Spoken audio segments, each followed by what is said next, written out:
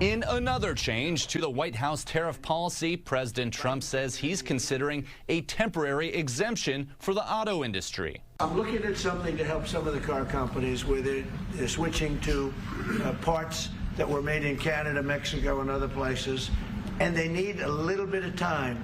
In March, the president announced 25% auto tariffs. And adding to the U.S. trade battle with China, tariffs on semiconductors could be coming soon, along with other electronics.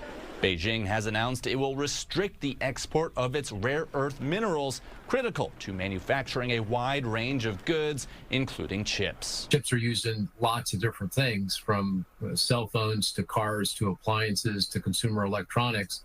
So that just means higher costs for those businesses, and they'll have to pass that through. And American businesses are already reacting. The chip-making powerhouse NVIDIA has announced it will be making AI supercomputers in the U.S. We're going to produce the cars, the ships, the chips, the airplanes, minerals, and medicines that we need right here in America. But some Democrats argue the tariffs will hurt those industries. When you tax those inputs, as Donald Trump is doing, you're not strengthening American manufacturing, you're weakening it. The White House is also considering tariffs on pharmaceuticals, sparking fears of higher drug prices for Americans. In New York, Connor Hansen, Fox 32, Chicago. And the tension between the U.S. and China isn't new, but the impact keeps spreading. The global economy feels it.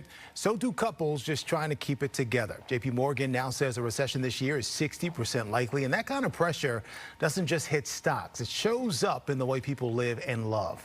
Financial stress becomes emotional stress. Did you know nearly 40% of divorces start with money? Some couples argue, others shut down completely. And with divorce costs around 15 grand nowadays, many stay together simply because they can't afford to split. If money starts to mess with your relationship, divorce attorney Marco Brown says, don't wait, do this first. Sit down with their spouse every month and they do a budget.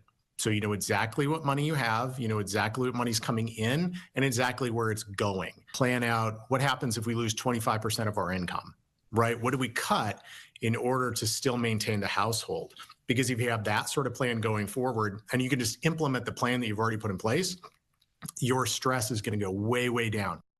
Brown says debt, layoffs, and fights over who makes the money decisions come up most.